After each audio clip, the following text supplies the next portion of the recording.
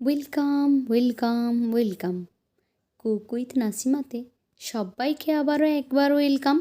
প্রত্যেক দিনের মতো আজকেরও চলে এলাম নতুন আরও একটি ভিডিও নিয়ে আপনাদের সামনে। আজকের ভিডিওটি খুবই হেলদি একটি স্যালাড রেসিপি। আজকের বানাবো চিকেন স্যালাড। যারা ডায়েট করতে পছন্দ করে তাদের জন্য তো ভীষণ কার্যকরী। তাহলে চলুন রেসিপিটি একবার দেখে নিন। প্রথমেই নিয়েছি আমি এখানে ব্রকলি। ব্রকলি কিন্তু ইমিউনিটিতে ভরপুর। ব্রকলিটাকে প্রথমে আমি এভাবে হাত দিয়ে ভেঙে ভেঙে ছাড়িয়ে নিচ্ছি। তারপর ছুরি দিয়ে এগুলোকে কাট করে নেব। ব্রকলির ডাঁটাতে যে পাতলা আঁশ মতো রয়েছে সেই ছালটাকে কিন্তু এভাবে ছুরি দিয়ে তুলে দিচ্ছি। সবগুলোকে একই রকমভাবে পরিষ্কার করে নেব। দিয়ে এভাবে ছোট ছোট টুকরো করে কেটে নিচ্ছি। আমার যতটা প্রয়োজন ততটা আমি এখানে নিয়ে নিয়েছি ব্রকলি। এখন এটাকে পরিষ্কার করে ধুয়ে নিচ্ছি। তারপর এটাকে একটা স্টিমারে করে স্টিম দিয়ে নেব। ব্রকলি যদি জলে সেদ্ধ করা হয় তাহলে কিন্তু এর সমস্ত প্রোটিনটা জলে বেরিয়ে যাবে। সেই জন্য এটাকে আমি স্টিম করে নিচ্ছি। স্টিমারে জল বসিয়ে দিয়েছিলাম। এখন এটার উপরে চাপিয়ে দিই 7 থেকে 8 মিনিট স্টিম দিয়ে নেব।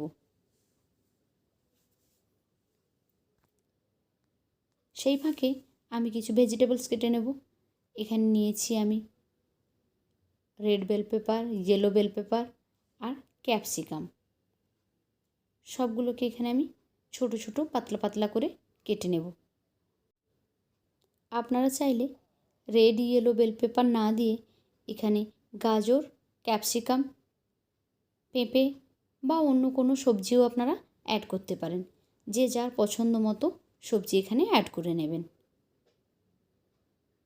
আমি এগুলোকে কেটে নিয়েছি। ক্যাপসিকামকেও একইভাবে কেটে নেব। সবগুলো আমি একই রকমভাবে কেটে নিয়েছি। কাটার আগে এগুলোকে আমি পরিষ্কার করে ধুয়ে নিয়েছি। এখন নিয়ে নিচ্ছি কিছু চিকেনের ব্রেস্ট পিস। মুরগির বুকের কাছের মাংসটা নিয়ে নিয়েছি। এভাবে লম্বা লম্বা করে আমি একটু কেটে নিয়েছি। দিয়ে দিচ্ছি স্বাদ অনুযায়ী লবণ। সেই সঙ্গে দিয়ে দিচ্ছি এখানে আমি গোলমরিচের গুঁড়ো। 1 চামচ দিলাম গোলমরিচের গুঁড়ো। দিয়ে দিচ্ছি 1 চামচ পরিমাণ হবে অতটাই লেবুর রস। সমস্ত উপকরণ দিয়ে ভালোভাবে এটাকে হাত দিয়ে মেখে ম্যারিনেট করে নেব। এটাকে ম্যারিনেট করে বেশিক্ষণ রাখার কোনো প্রয়োজন নেই। সঙ্গে সঙ্গে আমরা এটাকে ফ্রাই করে নিতে পারি। এটা ম্যারিনেট করতে করতে গ্যাসে আমি অলরেডি একটি কড়াই বসিয়ে দিয়েছি। কড়াইটি গরম হয়ে গেছে। দিয়ে দিলাম 1 চামচ অলিভ অয়েল। তার মধ্যে দিয়ে দিচ্ছি চিকেনটাকে আমি এভাবে ছড়িয়ে দিলাম যাতে একটা সাইড খুব ভালোভাবে ফ্রাই হয়ে যায়।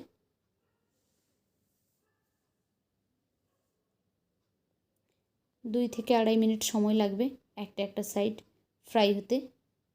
এখন চিকেনের পাশে যে ক্যাপসিকাম আর red bell pepper, yellow bell pepper কেটে রেখেছিলাম ওই ভেজিটেবলসগুলো আমি এখানে অ্যাড করে দিচ্ছি, যাতে চিকেন থেকে যেই জলটা বেরোবে সেই জলে যেন এই ভেজিটেবলসগুলো সেদ্ধ হয়ে যায়। এখন এটাকে আমি ঢাকা দিয়ে দিচ্ছি।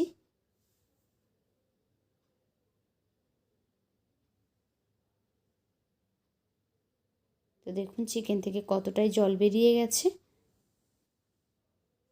চিকেনের পিসগুলো আমি আস্তে আস্তে করে একটু উল্টে দেব। চিকেনগুলো উল্টে দেওয়ার পর আবারও 2 থেকে 2.5 মিনিট এটাকে কুক করে নেব। তাহলে আরও একটা সাইড থেকে খুব ভালোভাবে চিকেনটা ফ্রাই হয়ে যাবে। এখানে তো আমরা ডিপ ফ্রাই করছি না, অল্প একটুখানি তেল দিয়েছি, জাস্ট 1 চামচ। তাতে করেই কিন্তু সবগুলো ঠিকঠাকভাবে কুক হয়ে যাচ্ছে, যেহেতু চিকেন থেকে অনেকটাই জল বেরিয়েছে। 2 মিনিট পরে ফিরে আসছি। ফিরে এলাম 2 মিনিট পরে। তো দেখুন এখন চিকেনের জলটা কিন্তু শুকিয়ে গেছে। এবার আমরা আলাদা করে যে ব্রকলিগুলোকে স্টিম করেছিলাম সেটাকে এর মধ্যে দিয়ে দিচ্ছি।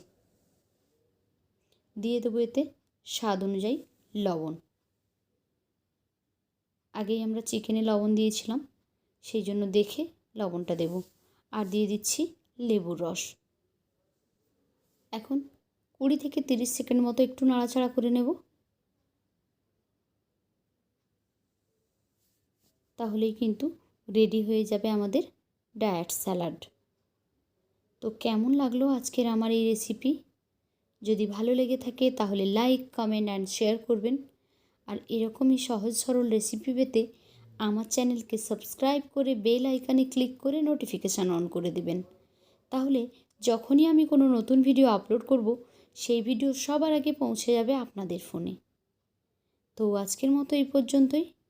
ফিরে আসবো আগামীকাল নতুন একটি ভিডিও নিয়ে। ততক্ষণ সবাই ভালো থাকুন, সুস্থ থাকুন। টাটা।